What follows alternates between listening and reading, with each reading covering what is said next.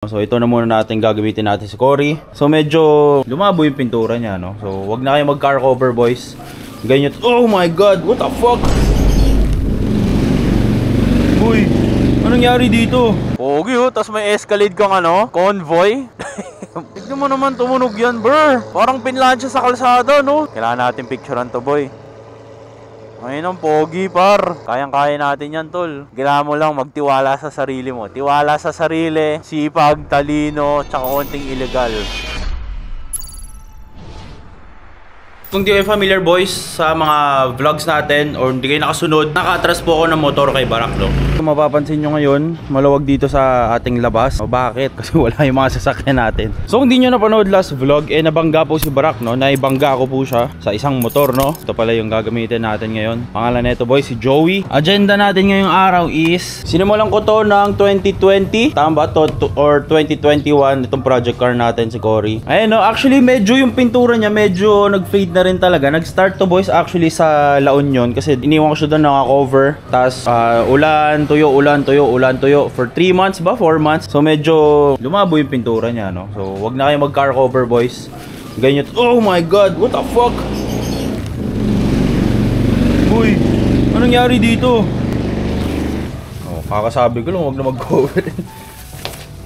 Pinapatuyo ko kasi itong mga to, boys. Lala, oh. What the fuck is this? O, pulasan muna kayo dyan. Gagawin natin kay Cory is bubuhayin na ulit natin siya. One click pa rin naman to, boys, kahit natambak ng ganyan. So makikita nyo naka pala siya, guys, naka steelies. Ayan, naka steelies pa rin. Hindi ko pa rin natatanggal. Tapos inaangat ko yung trunk para sumingaw lahat ng amoy sa maghapon. Hindi nyo pa napanood, kung hindi nyo nakita, meron tayo ditong mga mugs, no? Ito yung mugs na Calchapi. Ito yung mugs para kay Cory, yung N1. Ayan, pinarefurbish natin to, boys, sa OSMR. Shoutout sa kanila. Napakaganda ng pagkakatirada niya. Brr! Tapos ito yung mga mugs ni Barak, no? Lakad natin ngayon is bibili tayo ng Sparco na QA lug nuts kasi para mapasok natin dito. Yung lug nuts na kay Cory kanina, hindi siya papasok, boys. Ito pala si Obama, boys. Ginagarahe lang natin. May lug nuts ako rito. Teka. Ayan. So ito yung mga kailangan na lug nuts para sa Sparco N1 na mugs, no? So kasi yung ganito, boys, ito yung mga stock mugs, no? Papasok naman siya. Actually hindi pala papasok talaga to kasi masyado malaki. So ikumpara mo yan. Kumpara mo para makapasok dun sa lug nuts na Sparco N1 natin. Ito na muna siguro yung gagamitin ko kasi dahil nga pinapapinturahan natin sa Barak, pag may mga special events lang natin gagamitin yung Civic. Stay true muna tayo kasi Toyota boy talaga tayo, tol, no? So ito na muna natin gagamitin natin si Cory. Kuha lang tayo ng isa dito para sample. Pupunta tayo sa Banawi ngayon. Mimili tayo ng lug nuts doon, no? Meron naman sa Facebook kaso mahal. Parang nasa 1.4, 1.5 ata. Syempre check ko sa Banawi kung baka may mas mura doon. Around nasa 700, 600 ata. So abangan nyo mamaya kung saan tayo bibili. Garage check. May aso dito si Kaijo. Kaijo, shake. Marunong to mag-shake, guys. Shake. Shake! Shake! Huwag mo dilaan. Come here. Sit! Marunong to mag-sit, guys. Sit! Diba? Shake! Good boy! Binabantayan niya si Cory tsaka si Obama, no? Biyahin muna tayo. Bili tayo lug nuts para makabit natin yung Sparco N1 natin. Tapos, pandedetailin natin ito si Cory. Pa-car wash, pa-detail sa loob, pa-wax, pa-ewan ko anong plado gawin ko dyan. Pero, lalagyan natin ng mugs para tumindig muna siya. Let's go!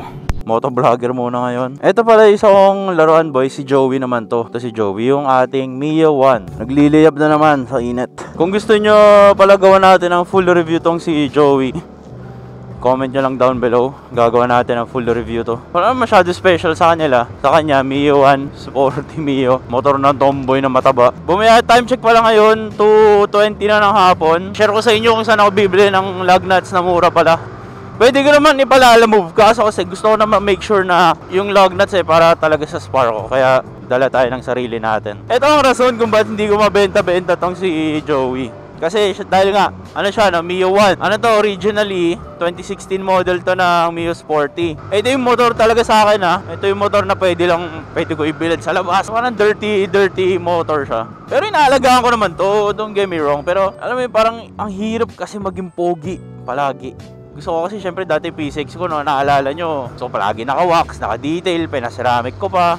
Dami kong ginawa doon. Tapos pagkatapos doon, hindi ko na siya magamit. Iniisip ko ba, madumihan, nakakapagod maglinis, di ba? So kaya kumuha ko ng Mio Sporty, which is yung pangbalagbagan nating motor. Ito yun si Joey. Ganda ng boy, nakita nyo yun? Damn bro, may Lamborghini. Sana mabutan natin boys, gusto mapakita sa inyo. Baba nung ano, ito Lambo. Akala mo pinlansya sa kalsada, ang baba eh. Ayun o. Damn! SL65. Sobrang lapad nito. What the fuck? Look at this. Damn. Sheesh. Balang araw tol. Magka-sports car din tayo ng ganyan. Civic muna tayo. Ganda boy. O sige, may respeto. Paunahin natin. Ay, may Lambo sa harap. May Lambo. Sheesh. Look at this bro. Ganda V12. Ito.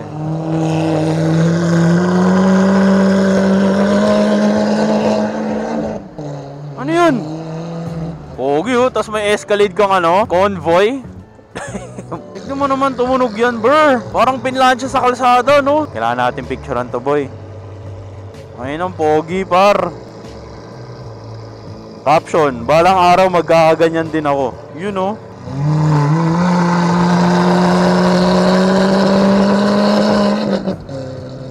Kaso ba't ganun? Andaan ka na please. Parang ano, parang ginirapan siya umandar. Andaan ka na. Yung overtaken tol. Pucha, ang ganda boy.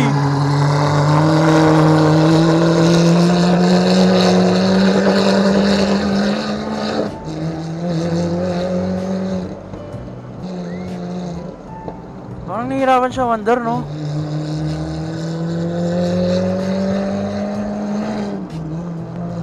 Yun o, pogi ng convoy, tol. Kaya, kasama kaya sila ng ano, SL65. Ganda, tol. Tayo na mo. Parang naghirap nung nakita ko yung Lambo na yun. Siguro kailangan na ng unting illegal. Pero shoutout sa may-ari nun. Pogi no, tayo na. Kano kaya maintenance ng ganun, no? Isipin mo, ano yun, pa-change oil, pa-ceramic, pa-car wash mo. Pucha, ang hirap nun. Eh, sa hirap pa nga lang, pinahirap na ako sa maintenance. Pero tol, shoutout sa may-ari nun, tol.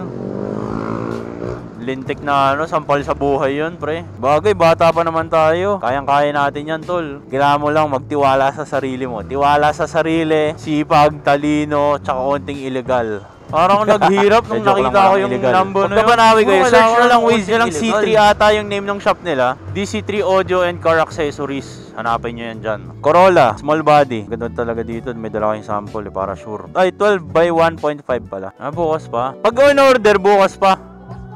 Hanap tayo sa iba. Kung may mga lug nuts kayo. Sir, may mga lug nut kayo? Kung may mga lug nut kayo. Sir, may lug nut kayo? Wala. Wala boys, tayo ay nabigo. Tinanong ko isang lalaki doon, sabi niya, meron kami dito boss, 300 isa. 4, 8, 12, 16 times 300. Ano yung pesa ng kotse? Hindi mo naman boss. I respect the hustle, pero grabe naman yung patong na 300 isa. Tapos 16 yung isang buong set. Pucha, ano yun? Ano, headlight? Hindi niya naman ako pinipilit. My choice, di ba? Hindi naman kami nagkasundo. Okay lang naman. Balik na tayo bukas, no? The next day. Okay boys, good morning sa inyong lahat. And dumating na yung ating biniling lug nuts. So, pinalalamove ko na lang. Shoutout kay Kuya nag-deliver nito. At nailabas ko na rin si Cory boys. Hayop na ng init. Ito ang kanyang itsura ngayon. Medyo bugbog na yung kanyang paint. So, kailangan din natin siya pa-car wash. And, ayan, naka-steelist lang siya ngayon. Ayan.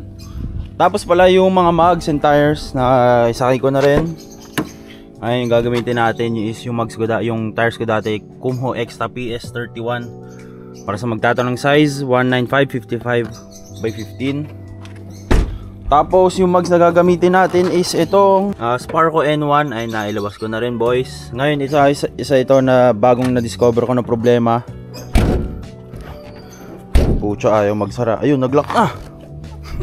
Tapos dito naman, ito yung mga dalawa pa Sparco all the way natin to boys. Kaka-refurb, ang pogi boy. Tapos pala ito si Cashman Costa. Kung naalala nyo, ito yung binili natin kagabi. Sa susunod na araw ko na to ihimasin. Tatapusin ko muna to si Cory para masalpakan na natin ang mags to. Tapos para maitambak ulit. Plano ko talaga kasi pagka nalabas ko na si Barak sa paint shop, hindi ko na muna gagamitin masyado si Barak. Ito na muna pande-daily natin kasi sayang naman si Cory, hindi ko na gagamit, no. Tsaka kawawa naman yung kotse. De-daily na muna natin to si Cory. Ayoko na kasi magpa-repaint kay Barak. Makita yung ginastos natin kay Barak sa pa-repaint. Tapos pala sa magtatanong, sa lug nuts na binili natin, 650 lang natin nakuha. So syempre mas mura yan kaysa nakatipid tayo ng 600 para sa isang araw. Pwede na, di ba? Kuting ko kayo mamaya pag nakabit natin yung mags. Let's go! Ito problema. Ano nga ba yun? Ito. Hindi ko kasi masyado inigpitan yung battery terminal pala. Battery terminal. Pero yan ang problema niyan. Ano to? One click. Baba lang ng minor. Negative 1 yung minor eh. No? So hindi ko na papatahin to doon para hindi natin problemahin mamaya. Tapos ang init. Hirap maging car guy. Problema pala nito ngayon, yung RPM niya ayaw gumana. No? Ang init. Pakabit ko muna to. Tapos pakita ko sa inyo mamaya ano tindig niya. Let's go. Ito yung mga gulong natin boys. Ito problema niya boys. Mausok kasi ito eh. Ayun, yung usok niya amoy langis. No? Dito pala ako nagpapa tire exchange. Tire exchange. Pakabit pala na gulong, no? So address natin yan sa mga susunod na araw.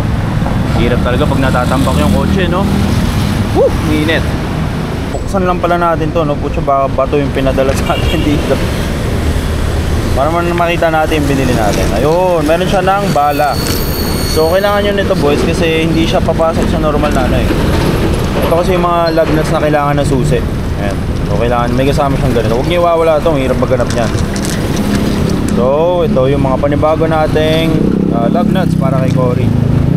Giveaway ang tawag, especially pang Sparko yan. Ayan, nakalagay, Sparko.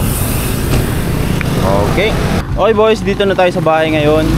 At ito na ang kinalabasan ni Cory. Pagang! Huwag mo naman yan, meaty tires na yan boy. So again, ang gamit natin ay sa PS31 Exta PS31 from Kumho Tires. So ayan ang kanyang lapag. So pagdating naman sa pagkaka-lowered tayo ay para sa mga magtatanong tayo ay naka-lowering springs. RSRR ata to o LNT. Hindi ko maalala. Medyo madumi pa no. Ngayon naglalabasan na yung mga sira niya. Ang ganda sa likod oh. Pagang. Pangarap ko dati to boys, yung Sparko N1 na to. Ngayon ito mga problema. Sa gas tank ayaw niya sumara oh.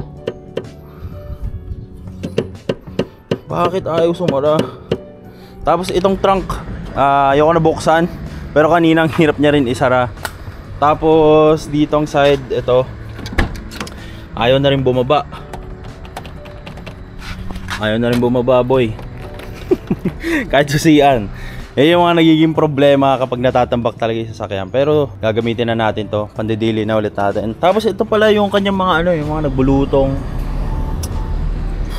Pero hindi ko masabing makintab. Pero pwede pa rin yung pintura niya. Hindi pa rin siya due for repaint. Pero syempre mas maganda kapag pina-repaint natin to. Pero gagawin ko dito, okay na muna siya. Kasi sisimulan na natin ang project Cashman Costa. Si Cashman boys. Abangan nyo next vlog. Papakilala ko sa inyo to officially. Si Cashman Costa, no? Ganda tindigan boy oh. May isang latag na Corolla doon. May isa pang papasariwain na Corolla. Again boys, kung meron kayong shop or meron kayong mga kunwari pang ilalim, paint shop, detailing shop, pwede nyo ako kontakin. Tulungan tayo para mapaganda natin to si Cashman Costa. Tignan mo naman yung upuan. Tignan mo naman yung door handle na to boy. Putya, pabasag na. Ang kawawa naman tong Corolla na to. Tapos dito sa bumpers, ay bibili rin tayo ng mga panibagong corner lights para sa kanya. Hindi ko sure kung orig bibili natin kasi medyo durog na to. Ang baba ng kotse na to. Mas bababa pa ata to kay Cory. So abangan yung next vlog.